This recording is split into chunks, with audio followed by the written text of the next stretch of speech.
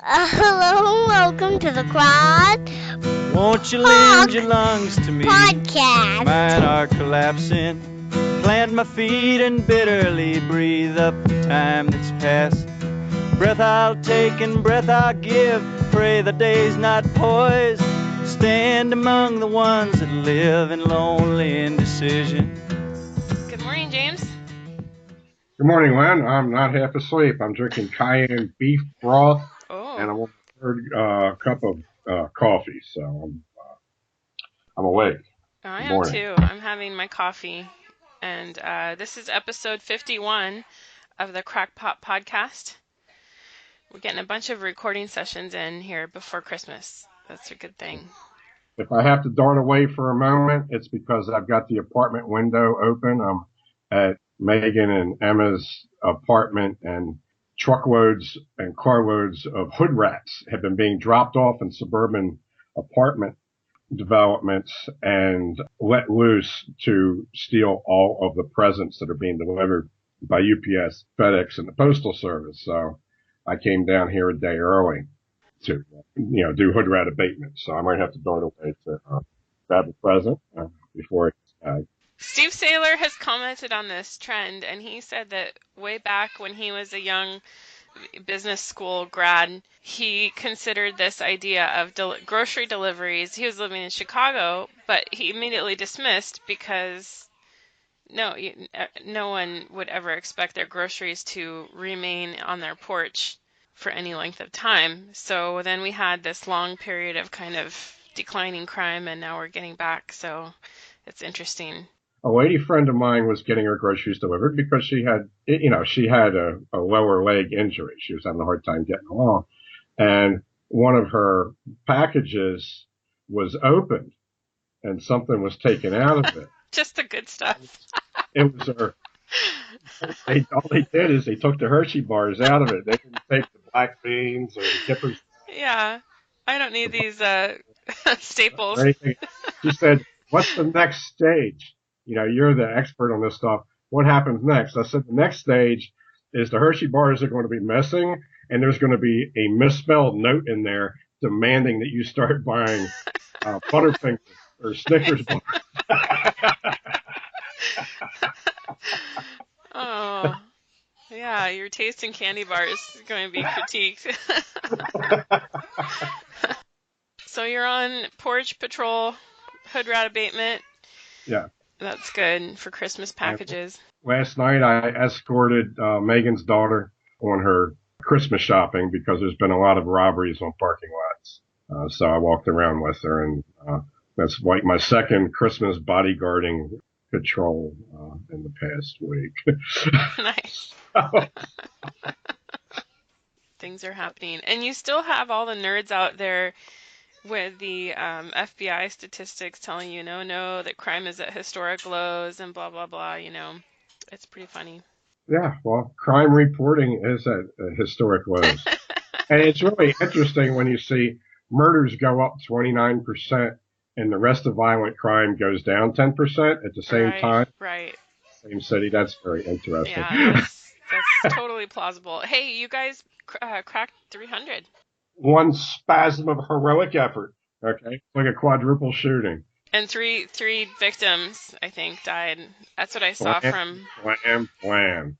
Okay, in Chicago, they got to shoot 27 people to drop 3 bodies, but in Baltimore, you shoot 4, and you got 3 bodies.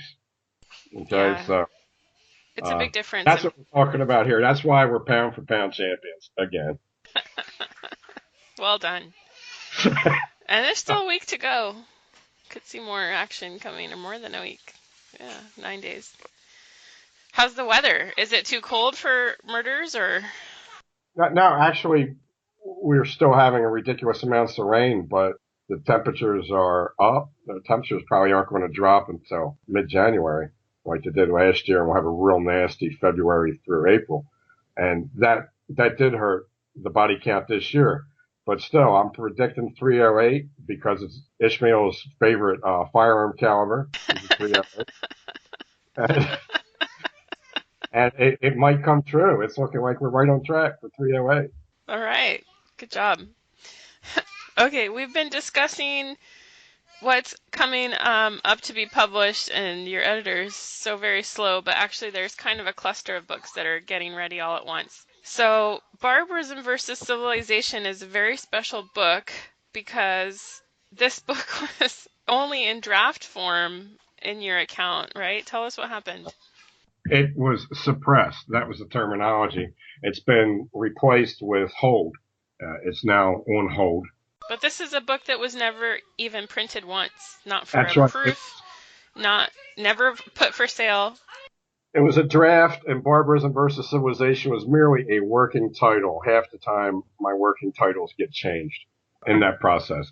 It was literally suppressed in the womb. The Herod the Great of publishing, put the word out that this little literary baby had to die. Aww. Okay. So they found it in an incubator in a manger somewhere at Amazon, and they basically put a padlock on him so he can't get out of the womb. But I didn't upload my only copy.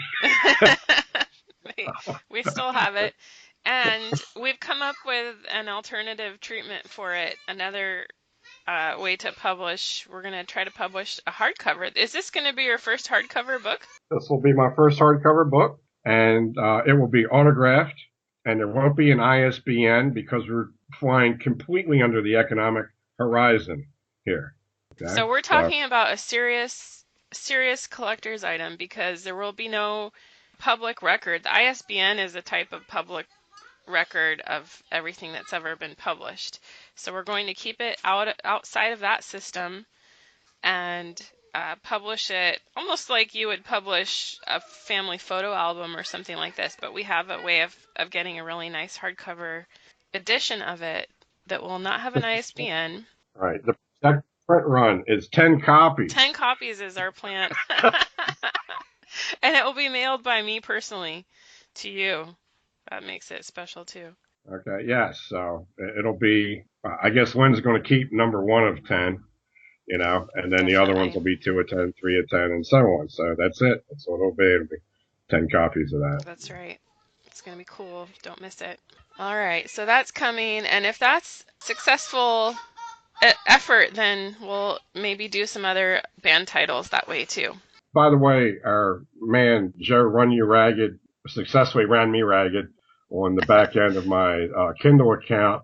And it's very time consuming because this is set up not for high volume publishing, but for some dude that just wrote one book and that's it. That's his whole life right now. But there's no convenient way of scrolling through your own catalog via the Kindle program like there was with CreateSpace. For one thing, it'll make it harder for you to determine if your own stuff has been banned this way. If I was going to keep track of whether or not my stuff was banned like I did before, it would take me 2 hours a day just to check every day to see if my stuff is still in the catalog. But I spent about 2 hours on the back end, and I found out that you have to authorize it country by country. Wow. Outside of the UK and the European Union, you have to authorize these titles country by country, and the United States. I authorized all 7 existing Plantation America books for Australia and Angola. Okay. They were next to each other. So, just in case. I thought a lot of Angolans would be interested in this too. The other thing he asked was for EPUBs, and that's something that I can do. It's just on my to-do list to get all the books out on EPUBs as well. Wait a second. I hear hood rats. I'll be right back. Do it. Okay. We're good. We're good. It was some wigger listening to radio. It wasn't actual hood rats. It was hood rat recordings. Jungle sounds. Sorry. You're going to do the EPUB, which I didn't even know what it was. I don't really know what it is either. It's just another, like if it's a Kindle book, it's called a MOBI file. It's like saying a Word document or a PDF. So if it's Kindle, it's MOBI. And then there's other readers that are out there that prefer an EPUB. Okay, and another reason why we're never going to do another Kindle book in EPUB is because they can track every page that the reader reads. It's set up that way. All right. Of course, they don't faithfully report these things until you call them on it. So they're ripping the author off. But the other thing is, what happens if one of my readers gets a Kindle book and the book ends up becoming banned, and then there's a record that they've actually read this subversive material. And they can go, Amazon can do this. They have already done this. They can just suck it out of your device. So Right. you can buy a Kindle book and then wake up and say, oh, sorry, you can't have that anymore. Right. But there's also the danger that in the future, I mean, what if somebody read your Trojan horse? Okay. And it was found out and the term manizer, which I coined in that, what if that becomes something taboo that you could lose your job for saying that? Yeah. For using that word. And then it was discovered that you actually read that chapter. Okay. And then you're caught lying because you've said, well, I don't even know what that word is. Well, whatever. We don't know what kind of weird stuff can happen in the future. Yeah. So we're going to try to stay as underground as possible. And the other thing that you were talking about where the new system is harder even to just navigate through your catalog. So the trend that going hand in hand with the censorship, which they call safety, trust and safety, stuff like this, but it's going hand in hand, is that they're making it just harder for small producers for everything. Even in YouTube, you can't monetize unless you have 1,000 subscribers. So even if your content is completely unobjectionable, they're making it harder. Amazon and YouTube and everybody is making it harder for small producers to come up with stuff. Yeah, I mean, that's why they basically destroyed most mid-sized and small publishers. They've effectively helped individuals like myself reduce the market share of the 4 major publishers. And now, since they've used us for that, they're jettisoning us because now they're the super publisher above those 4. Right. So it's more monopolistic capitalism. It's, 150 years ago would have been fat wasps with drooping mustaches, smoking cigars and pipes doing this shit. Yeah. Now soy boy dweebs doing it. It's a new type of capitalist aristocracy. Well, Jeff Bezos he's off the soy and he's on the gear now. He's all buff. He's still a soy boy in his heart. We know that. Sorry. I'm sure he's a psychologically fragile piece of meat. Okay? Yeah. But the rubber's never going to hit the road in his case. He's never going to be tested as a man. So yesterday was absolutely bonkers news day, and of course this won't air until later. But yesterday was December 20th, and I think it should be called Trumpmas 2018 because a bunch of stuff happened. But the first one that happened that we could talk about was that Trump announced somewhat, it seems like quite unilaterally within his administration without consulting with his handlers, that we would be withdrawing all troops from Syria forthwith. And then the same day, just a few hours later, his Secretary of Defense, General Mattis, submitted a really quite scathing letter of resignation accusing Trump of betraying allies and coddling enemies, and that he could no longer serve. This sort of made me have a bunch of questions for you, which is, this kind of boils down to the empire versus the not empire. I don't know, the post-empire. And I see Trump as trying really hard to get us into a post-empire, global police situation and facing so much opposition. So what is it like, when you have a military, a powerful military? Is it that people are just unable to resist bombing? Like you can bomb, so you have to bomb? Or what's going on? Can you talk to us about this? For a general like Mattis, and he's a psychopath, and a top general should be a psychopath. But for a general to not be a wartime general, to not have a war record, to not have planted flags and conquered territory, it's to completely erase him. He never gets a monument that could be torn down by smelly freaks of the future. He doesn't get any of that. He doesn't get a chance to run for office like Ike.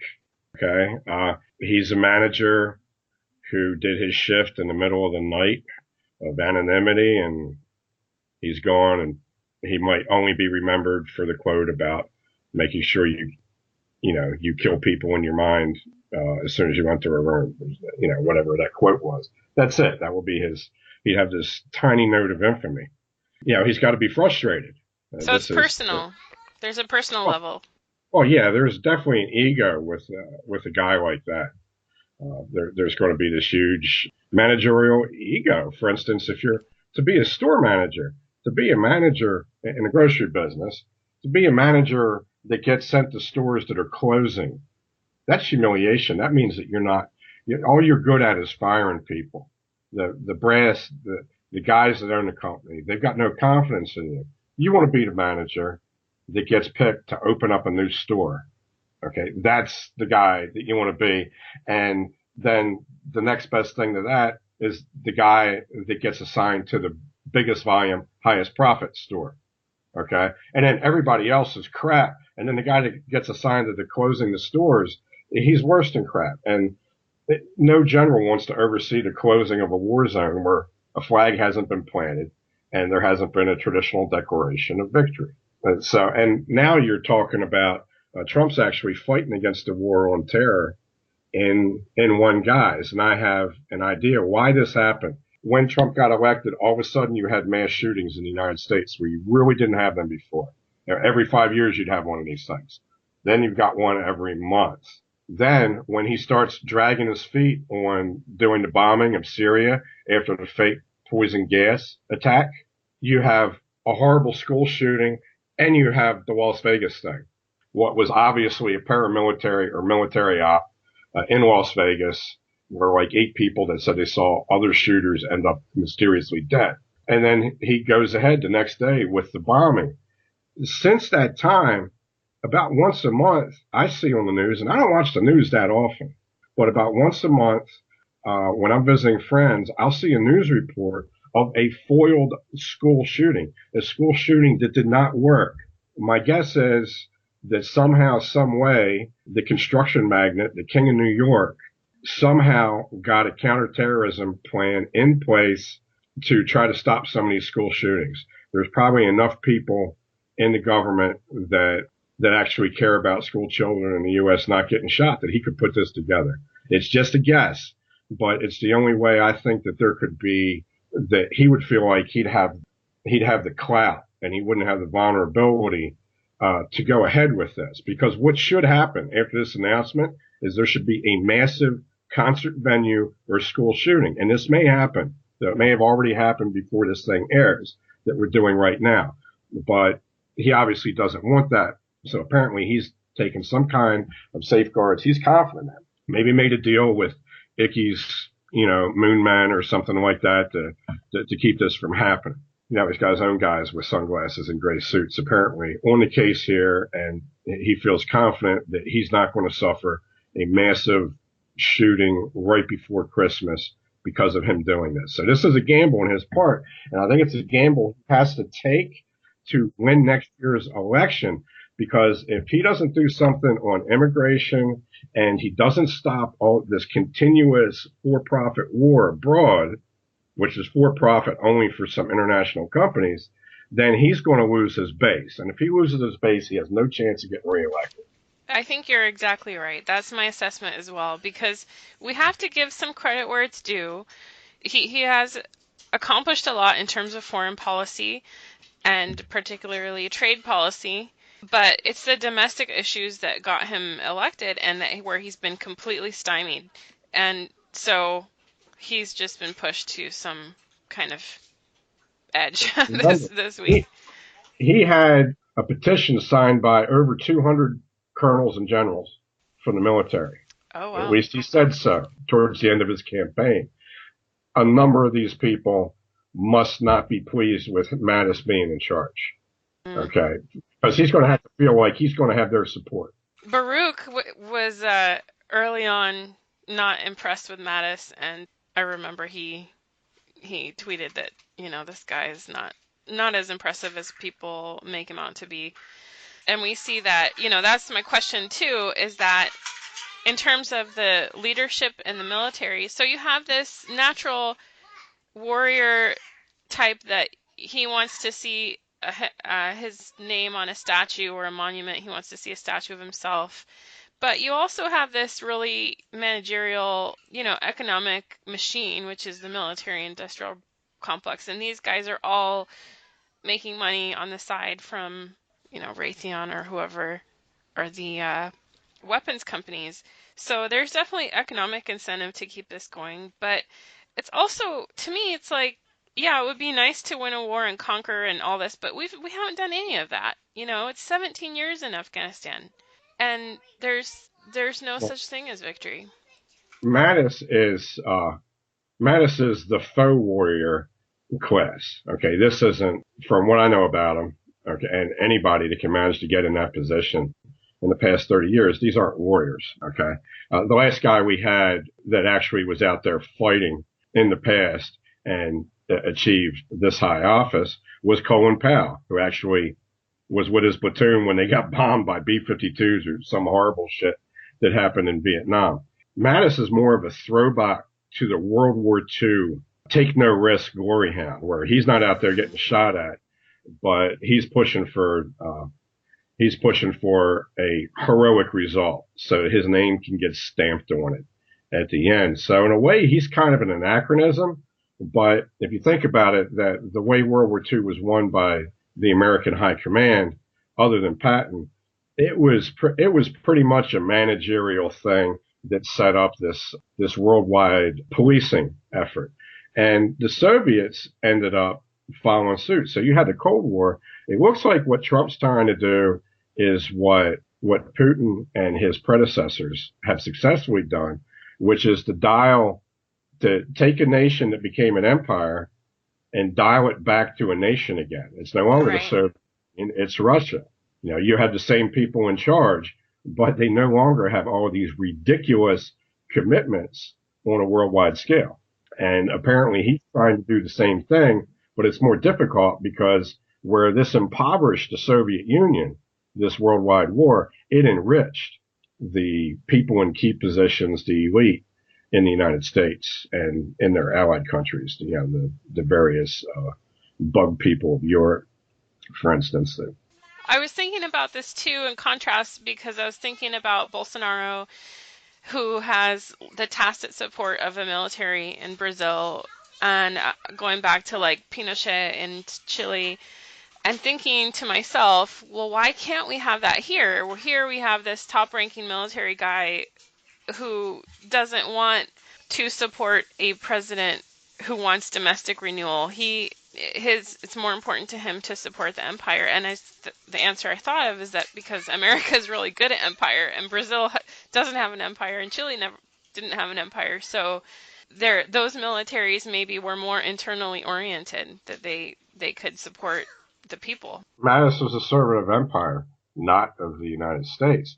There are so many correlations between Rome being a republic and becoming an empire and what's happened with the United States. But what fits it the best is the Athenian model, because although this country was founded as a republic, it has devolved into this weird kind of media democracy. That's what Athens was. The Athenian League was savage. What the United States did in Vietnam and Iraq, the percentage, particularly in Iraq, the percentage of Iraqis who were killed in a blatant for-profit war, this echoes a number of things that were done by the Athenians. The Athenians committed, I think, 3 genocides, total genocides, where they annihilated entire peoples. That kind of thing is not accepted anymore. You can still effectively destroy a country and turn it into this chaotic economic zone where a carpenter can make $150,000 a year instead of $70,000 a year, working overseas, rebuilding what didn't need to be blown up in the first place. I just love that we idolize Athens as the birthplace of democracy, where a place where, what is it, like 90% of people were slaves? It was, now Sparta had 90% slaves. No, Sparta, okay. Athens. But really, Athens was in the 80s. Okay. Percentage-wise, the society in that era could not function unless you had at least 75% slaves. There were only 25,000 citizens in Athens. Everybody else was a slave except for a Right. few aliens like Aristotle. So this is So and these people that committed 3 true genocides, we should emulate their system of government. It's great. Aegina, the island of Aegina, was completely annihilated. The people of Thasos, again, were annihilated and sold into slavery. There was a couple of small city-states, I think up in the Chersonese, that suffered this too. I mean, through a lot of that war, the Spartans were actually the good guys. They actually became even worse than the Athenians. Okay, but in the beginning, the Spartans were actually like the good guys. And then in this war, and anybody that could look at the history of either of them countries and think that either a totalitarian state like Sparta would work or that a democracy would work, these were like two bloodthirsty clowns dueling with each other. One of them knew how to swim and the other one didn't. And as soon as he learned how to swim, the one that knew how to swim was done. Okay. Something that has been kicking around in my brain for a while. Are we done with that? Are we done with mass? I don't remember what else we had. Well, you had 2 things that you sent me. One of them was horrifying. It was a quote from whoever the tweeter is that represents the British Army. Quoted. Yeah. Do you have the exact quote there? And it was in response to what's going on with the yellow shirts, the yellow vests in France. Yeah, so they have deleted this tweet, but I'm pretty sure it's But genuine. you're a good girl, so you took a screenshot of it. I have a screenshot, and well, it doesn't specify the yellow vests or the Brexit, but this is obviously that they're concerned that there might be some domestic unrest inspired by the yellow vests and or Brexit. So it's got a picture, a monochrome picture of a young man walking patrol in his full battle rattle, as Sam Finley calls it, I think. I don't know. And it says the British Army has over 10,000 troops ready to support police and civil authorities deployable within hours. A brief history of the British Army. This is what the British Army has always been designed for. These assholes could never win a war. I mean, they just haven't. They haven't won a war against another first-rate power ever. Okay, as a main force. The best argument you can make for them winning a war was the French and Indian War, which was really won by Indians and Americanized Brits. It was won by the Navy more than anything. They actually lost 10,000 men besieging Havana not long after the French and Indian War and got all of those guys killed. Then they lose another 10,000 men in 1814 at the end of the War of 1812, getting slaughtered down in New Orleans. What the British Navy is a first-rate war-winning machine, okay? But what the British Army has always been a police force. And they don't even do well against Iron Age formations. An entire regiment got annihilated at Dindaswana by Shaka's grandson's boys, okay, who didn't even have guns. They stabbed the shit out of all these Brits and slaughtered them.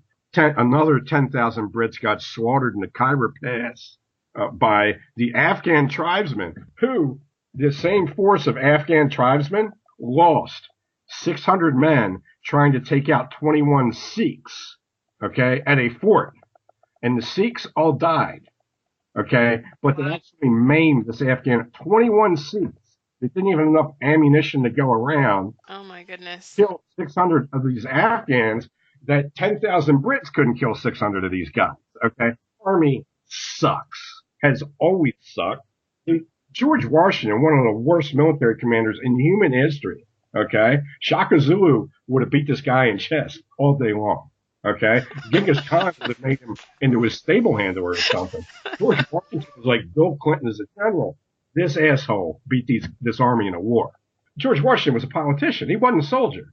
He was an idiot. His first expedition he goes out on, he murders a Frenchman that surrenders to him. He lets this Indian guy to his murder this Frenchman, and then he surrenders to the Frenchman's older brother, who lets him go on a promise that he'll come back and stand for court-martial for war crimes, and of course doesn't come back. Not even an honorable dude. Okay, and this guy beat the British Army. So what's the British Army used for in the home islands? I'll tell you, the most significant thing that the British Army ever did in their home islands, because the British Army didn't exist during the conquest of Ireland.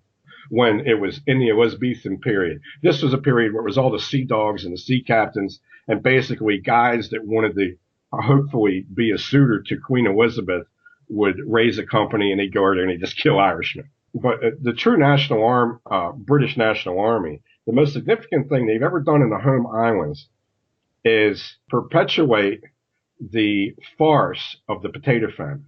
There was a potato famine, and we are taught, okay, by all these documentaries and our history books, that this potato famine made the Irish move away from Ireland because they only had one crop. The Irish were so goddamn stupid that all they grew was potatoes, nothing else.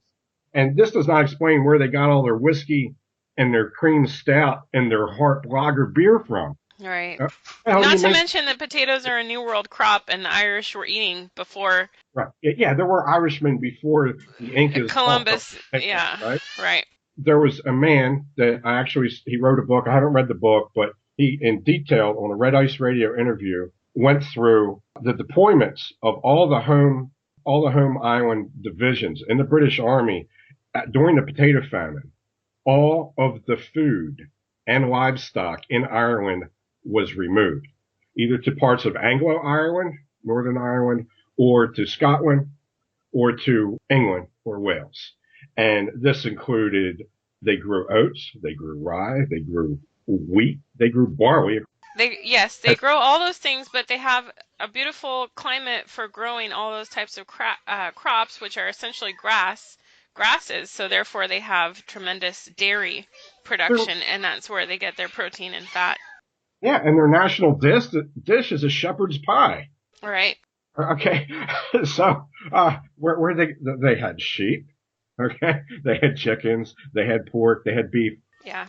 One by one, every division in the British Army was rotated into Ireland, and they cleaned all the food out, so they didn't have to execute anybody. The Catholic Church even cut a deal with the British government and helped cover this up.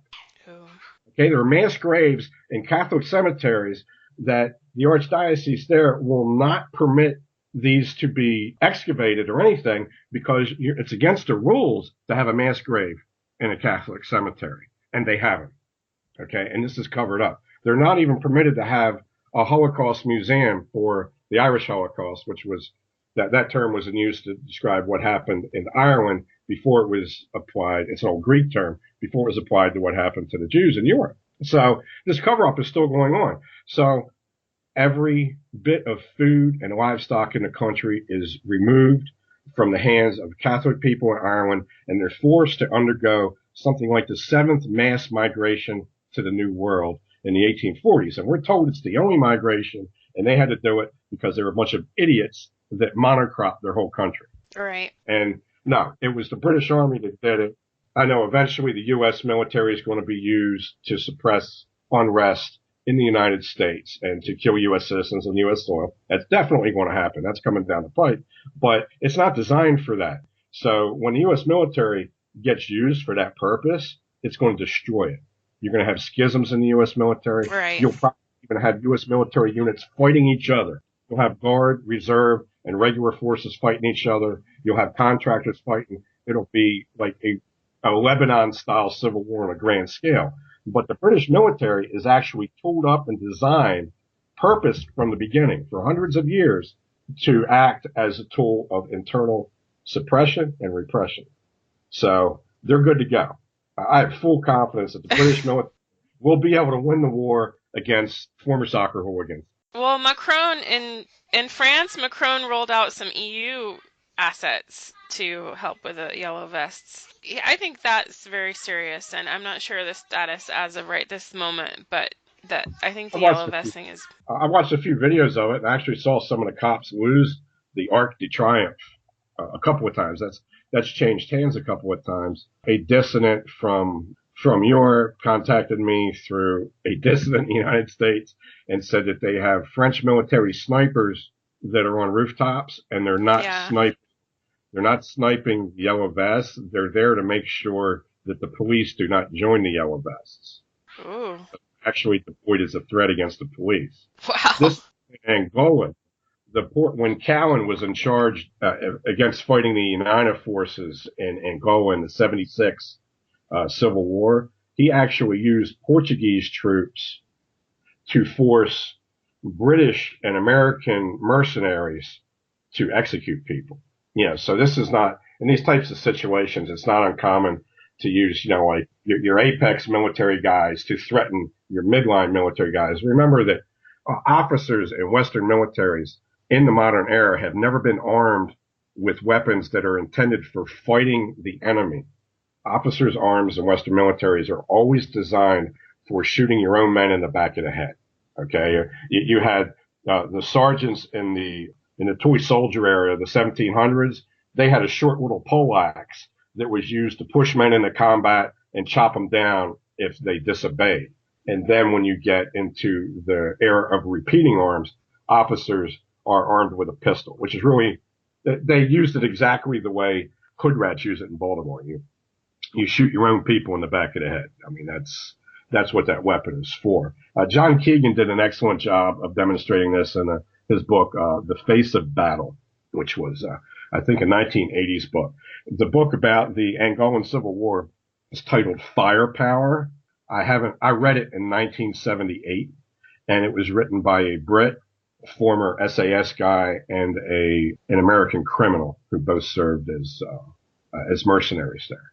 So anyways, I think that's about all I have to say about that. Yeah, I don't know why I ask you these questions sometimes, because I don't like it when you predict the future. But yeah, we don't have to go over how many times my predictions have come through. It's just from a science fiction thing, okay? Yeah. Now, I've always been into science fiction. It's about predicting the future, and I've actually lived long enough to see where the predictions of the future that were made by the men writing 2 generations before me, where they went. Okay, so I'd have been no better at it than those guys if I was writing in the 50s. Yeah. But having read their stuff in the 70s and 80s, and then seeing what actually happened and what they failed to predict, it's just a game that I play. And it's, as with Scrabble, I'm accustomed to winning. That sexual flexion of the muscle. Yeah. Oh man, it's awful. By the way, my Scrabble, I have a Scrabble handle. What's that? And everybody in my family calls me by this name when we play Scrabble. The Dark Lord of Diction. Yes. So for me, playing Scrabble is a way of putting the peasantry in the family back in their place. The field of battle inside the family. That's good. There's a lot of internet stuff out there about what would happen if the U.S. military were called to strike, to fight inside the United States or to try to quell the population. And I think that, a large portion would just balk, just say, no, we're not doing that. But there would be fights within, and it would just be a horror show because our infrastructure is so spread out and fragile. I can tell you how it would be used. Tell. First of all, they would resegregate units racially. Okay, so you would have units of color assigned to go after near redneck zones. Okay, you would have units of rural palefaces assigned to go into cities and to impose order there. And the one place where you would not get any indigenous effectives, and of course, almost all your sniper corps comes from far rural areas, way out of the way places. And this is a zone where everybody's a sniper. Your average dude in Wyoming is going to be better. He's going to be a more effective combatant than your average soldier. Yeah. Okay. So what you're going to have there is you're going to have military contractors will be used to go after the hard cases. Like in the places where I stayed in the Rocky Mountains, you'll never see a regular military unit out there. It'll be military contractors, probably a bunch of Brits, Portuguese guys, South Africans, people from wherever. That's basically how you would have to use the military. But even then, you're going to have certain military units that are going to mutiny. You're going to have a lot of internal sabotage. It's going to be a mess. So it wouldn't be some monolithic thing. But there's definitely systems in place, and this stuff has already been war gamed as far as how you. Now, way back, I remember that you did this episode with The Myth of the 20th Century on the LA Riots, which was a great episode, and I will link it because if you haven't heard cool. it, you'd want to hear that one. But they deployed the Marines in LA. They deployed Guard. I don't know if they actually Guard. Marines, because that I didn't do that part of the research. Okay. It was Hank is actually from LA, and he was that. Okay. But even the National Guard, when they deployed the National Guard in Baltimore during the '68 riots and during the 2015 riots, they were highly effective. Yeah. And these are third line troops, and the rioters had no chance. But they were pretty restrained, right? Because we did talk about it. Yeah. They had this thing where they would get a 2.5 truck, and they would go between the cameras and the ringleaders, and then you'd have one of these stud National Guard guys hanging off the tailgate of the truck, and he'd just scoop up one of these giant hood rats, and they'd throw them in the back of the truck. In '68 riots, before you had all the media out there, you basically had guys going bayonet and rifle butt against bottles and pistols out there in the street. Okay, and there's a biography by a Maryland National Guardsman who did it. So the military formations are going to be very effective at imposing order in cities against these types of riots and insurrections. And what that will eventually create is it'll turn groups like BLM and other groups, it'll actually turn them into like Hezbollah-style insurgencies. Not like the Antifa clown show, but I'm talking about like Hezbollah-style insurgencies you'll get in the United States once the masses have been quelled by the military. And then this is a second generation military, and it is inherently incapable of dealing with 4G warfare, which is what that is. And then you'll have to bring in your 3G warfare groups, which is your military contractors, your highly mobile strike teams, and they'll start that on. So it'll go through various stages. You're not going to see a lot of anything that would look like conventional warfare. The United States has so many distinct regions and distinct issues, right? Like you have brought the character of Baltimore out to the rest of us who read, and everybody who comes from a big city could probably describe a little bit what their city like.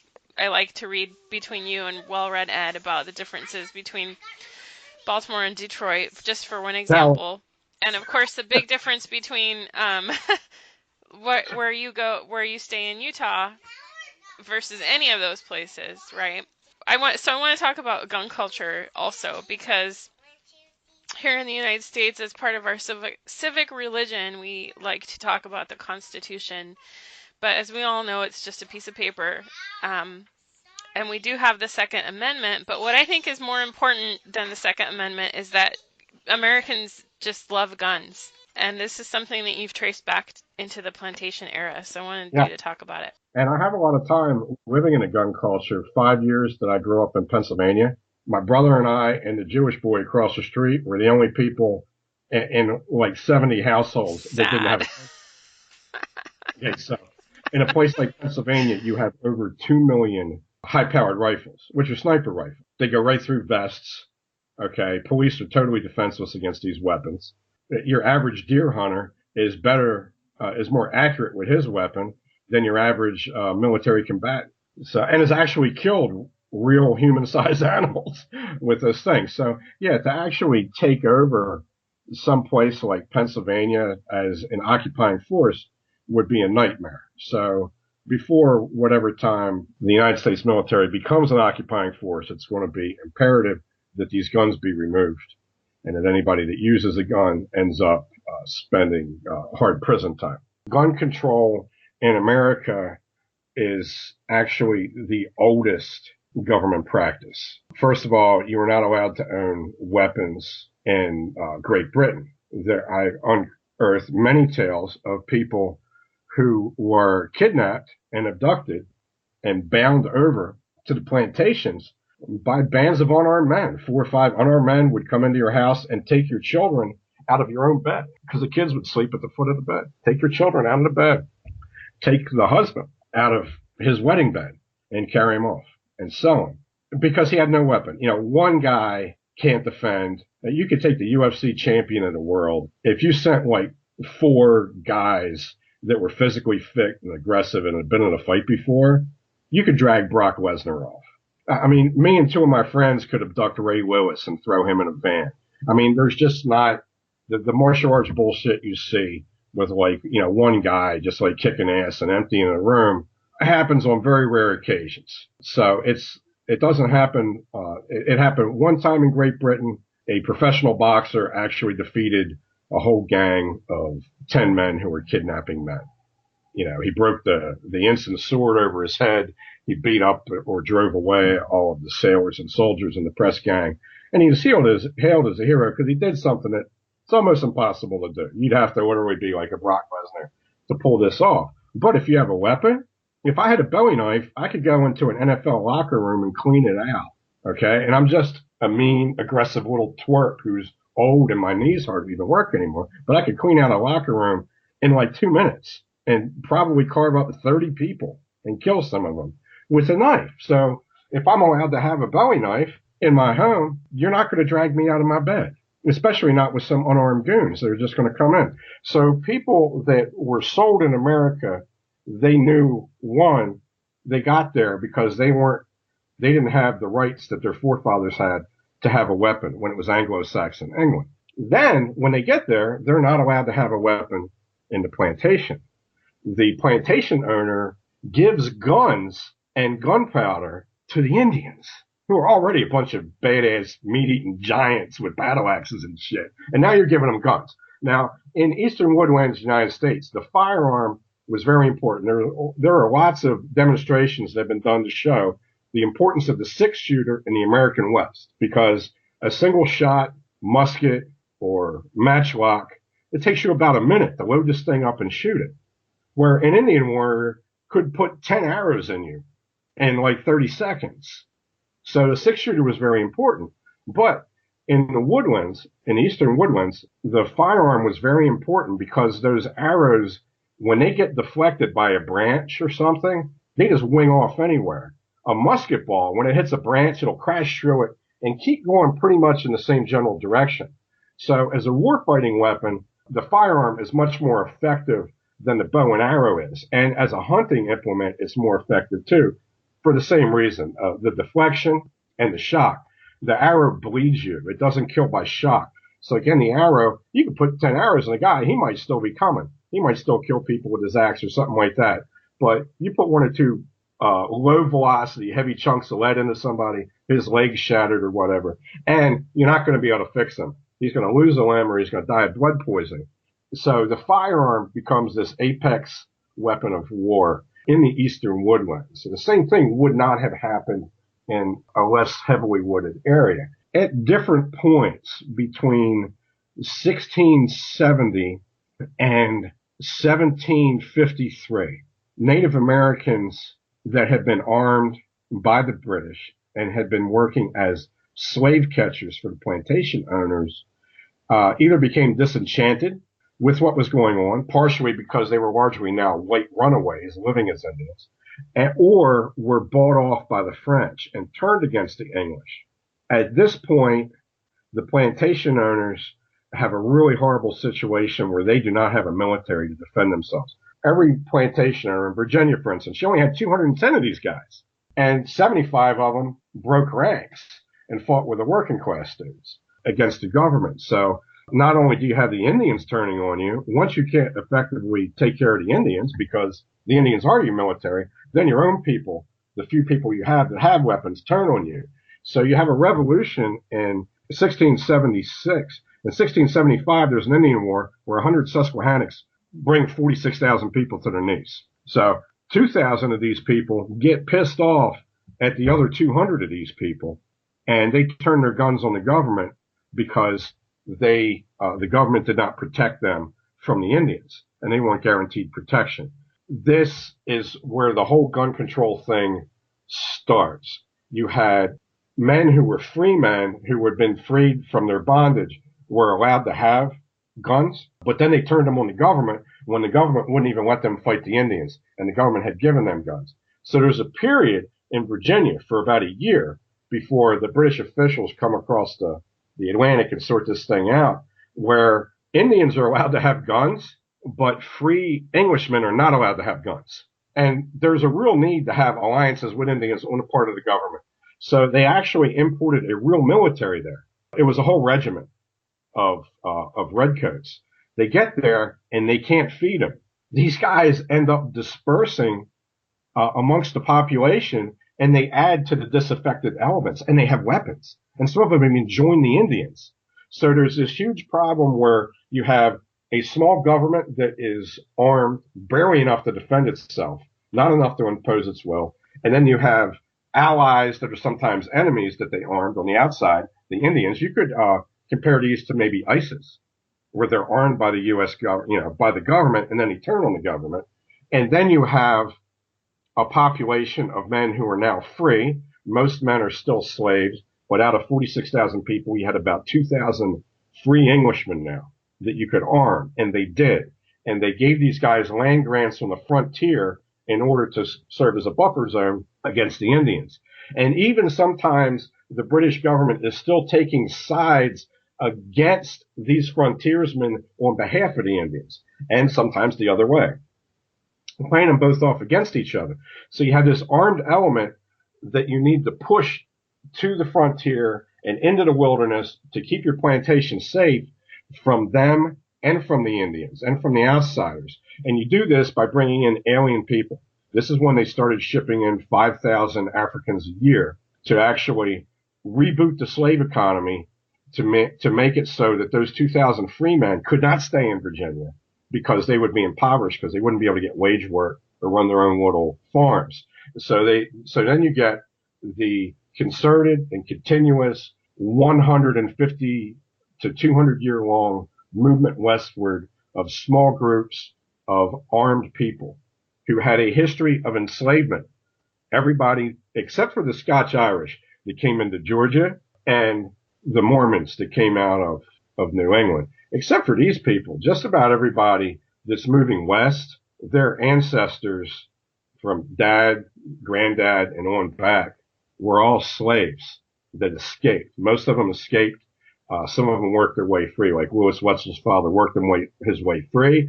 But that was such a bitter experience. Lewis Wetzel forever hated the civic authorities of the British and later the United States.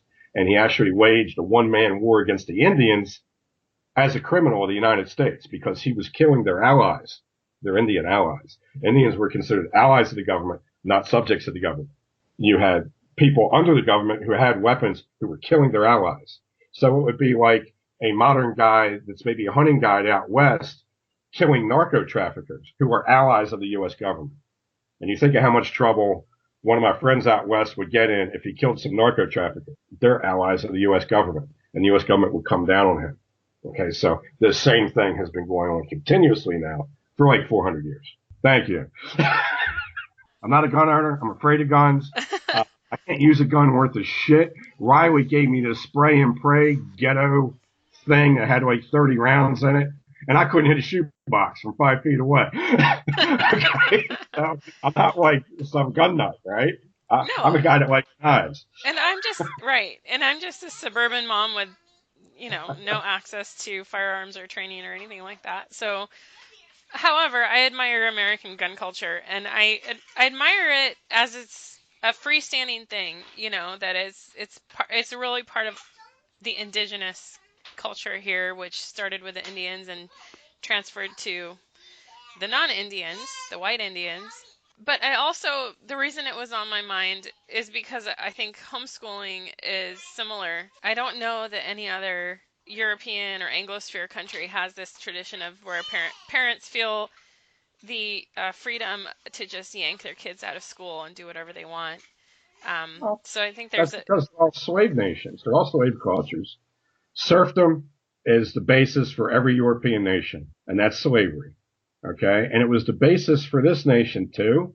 But these people that you put on the frontier, that continually moved away from wherever government got its control over the area, they became like their enemies. They became like the Indians. And you got to keep in mind that for every tribe of American Indians that fought against European encroachment and fought against modernity like my heroes, the guys that with spears that were fighting against the guys with guns.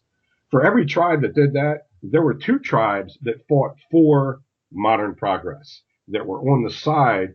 For instance, you had the Crows. You had Crow Indians that died with Custer. They were Little Bighorn. They were fighting their traditional Indian enemies, the Sioux. Okay, so you have, and in the East, most of the tribes were actually on the side of the Europeans. My opinion is, echoing Benjamin Franklin, who was a real scumbag, but he was a smart guy. And he pretty much said, if these savages can have a confederacy of free states, then we can have a confederacy of free states. So there's a lot of ways that you could make the case that the American idea of freedom was actually something that our ancestors got from close contact with people who were really free, the Native Americans. I probably lost a couple white nationalist listeners there, but sorry, dude. I mean, they see the value of maintaining the civic religion regardless of the veracity of it, and there's an argument for that too. The crackpots are interested in the the untold story. Yes. I mean, hey, Andrew Jackson wanted to be an Indian. Who wouldn't, really? I mean, the more you learn about it, it makes sense. And we were talking about this. I don't think we were taping when we were talking about that. You were learning about one of these boys that were kidnapped and then, quote unquote, kidnapped by the Indians, and then spent 7 years with them. And so I started researching, because whenever you have a source, I try to find the source also, so that when I'm editing, I can refer. And then I found 2 or 3 or 4 stories, all different, of the, this. Let me tell you about the time I was kidnapped by the Indians. So it happened so much. Yeah. They loved it. There was a station. They used to call them stations. It was a little walled village in Tennessee. I think it was during the Revolutionary War. It might have been during the War of 1812. I'm thinking the Revolutionary War. And it might have had to do with this character called Dragon Canoe, who was surely a white Indian, who actually looks like Keith Jardine, the MMA fighter Keith Jardine, an Indian that looked like him. Okay. Maybe you can find his picture and put it up on the podcast. Okay. Jardine. Cute. Okay. This guy looks like Keith Jardine. His wife, who actually took his gun and continued fighting after he got killed, was the daughter of a British Army officer. So she's at least half white. Okay. So anyhow, while what was probably a dragging canoe campaign against the Tennessee stations, there were only 2 men left in this one station, and their wives and families, their children were there, and they had fought off a very small force of Cherokees, and a larger force they knew was coming back, and their wives told them, leave, because they'll kill you. They won't kill us. They won't harm us. Okay, we'll be fine. And it was the case. And one of these guys ended up getting his wife and family back. I think the other broad wanted to stay with her Indian husband. But the point is for women and children in an Indian culture, you weren't property, where you had the right not to have sex with men that you didn't want to have sex with when you lived with these tribes. You did not have that right. Most wives were still being bought and sold like hookers during the Revolutionary period. It seems like probably half of the DNA of the Indians that were attacking this station, again, there's a racial relationship there. You had a lot of white Indians too. And when you get to across the Mississippi, you'll see whole families being slaughtered. You'll see the women being butchered alongside the men and the children being butchered. So you're talking about the Plains Indians then, right, in that case. But that was a true race war. What you had in the eastern woodlands, these people had lived right across the river from each other for hundreds of years, and there had been a lot of intermarriage. So it wasn't a race war. It was a culture war, more like what we have here. What you had in the West and the Plains, that was truly a race war. We had a lot of atrocities on both sides. You just didn't see it in the eastern woodlands. I recently read a book published in 1898, in which they told the readers to forget about all the James Fenimore Cooper fantasies about Indians treating women with respect and everything. That's not the reality. The real Indian war is your family getting slaughtered and everything. Well, it's a different reality. Even then, 100 years after the fact, they're trying to say that all these people were racially different than all of those people, and they weren't. So narrative corruption goes back that far. You see that in the Laura Ingalls Wilder books, where the Indians were big-time villains. And Mark Twain wrote really disparagingly about Indians too. But it's a different time, yeah, and different Indians. So It was a different time, different race of people. Every tribe considered themselves to be a different race than the other one. yeah, And even there, even with the Plains Indians, I found numerous records of people who were adopted by these Plains Indians. And one guy lived with them for 14 years, and he still used to put on his feathered bonnet, his war bonnet and everything for people that came and visited him. He really missed being an Indian. And he was a nasty Indian. He was like with the Comanches or something. He was out there raping people. He might as well have been a Hell's Angel of the Plains. And he missed that when he was an old man. You don't have a lot of monolithic truth in this nation, which is built on monolithic untruths. So you can't. It's really hard to kind of sort things out because you actually have to look at individual things. yeah, it's really localized. Violence is local, and history is local too. I think I had like a funny one if I can remember it. That was all the ones that we had planned, but let's see what I have for you. Oh, I'm holding a book that's sent from a reader from New York. It's called Birth Trauma and the Dark Side of Modern Medicine, Exposing Systemic Violence During Hospital Birth and the Hijacking of Human Love. This is by Janice Barcelo, M.A. She's some kind of educator, somebody that knew that I was pissed off about having been circumcised and not having anything to say about it when I was a little kid. Knew that about me, sent me this book for me to read. And Oh gosh, yeah, there was some celebrity out there who was raving about the face lotion that she uses that's made with foreskins. Yeah. And I almost vomited. It's got like 1,800 nerve endings, in the foreskin. And she also goes over, this is interesting, she covers, I just got done reading this book, Dreamland, in which this guy charts the trajectory of opium addiction. And one thing he looks at is his doctor in the 60s and 70s did a study for about 20 years. And the guy that wrote this is Sam Quinones. This is an excellent writer. This is one of the best nonfiction writers I've ever read. And he's also able to interview people from the Latino side of this whole drug trade. In a paper published in 79 or 81, I can't remember what year, this doctor showed that only one opiate user in hospital settings became addicted to opiates after, and this is out of like 26,000 people. So there was the theory that's put forward in this book is that there was something done to tweak these opiates to make them more addictive. Oh yeah, I believe that. In the early 80s, and the people that were the drug manufacturers who were marketing these more addictive opiates kept citing this guy's paper that he did for this hospital system in New England. And it was just one of the tragic things about it. But this woman, Barcelo, in her book, she also puts forward some information about opiate addiction possibly being linked to the way mothers are heavily medicated during the birth.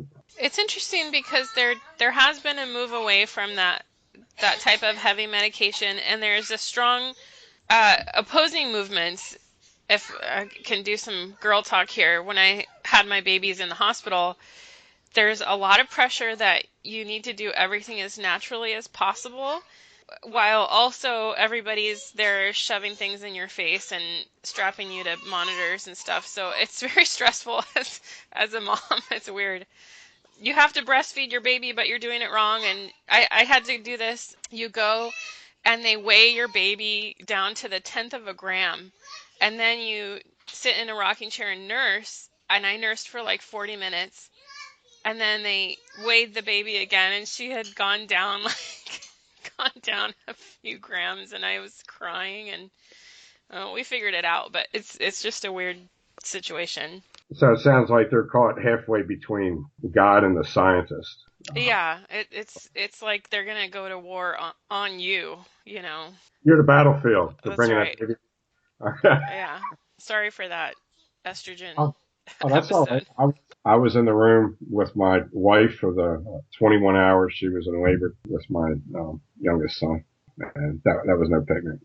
You forget it. It all goes away once the baby is in your arms. It's a weird thing because it's very risky physically for mom and baby. It's sort of like the riskiest time of your life, but it also doesn't necessarily get better with medical interventions. I'm curious what you'll end up with from that book What else? You're covering Well, there. I'm already firm on circumcision being Oh a bad yeah, idea. I'm with you on So that. Yeah. I suffered the consequences of it. Yeah, I mean, it's absolutely sickening that you have female celebrities gloating over the fact that their beauty products are made using foreskins from little boys who had no say in it. Well, what's the light subject you have? Well, I got that Uh, from I don't know. I don't really have one, I think. I finished On Combat today. I Oh, have good. 4 more chapters to write. Written 3 chapters this morning before we did the call, and I'll do the other 4 chapters this afternoon, and it'll be done. And I'll be sending it off to To Phil the Phil. philologist, not to be confused with Phil the fly, to get it edited. He's going to be editing this. Yeah. Very good. Quite, Thank you, Phil. All right. Well, I think that does it for episode 51. Thank you very much. I think that was a good one. What do you want? There is no more. If you find a place, please let me know. Take me with you when you go. Take me with you when you go. Take me with you when you go.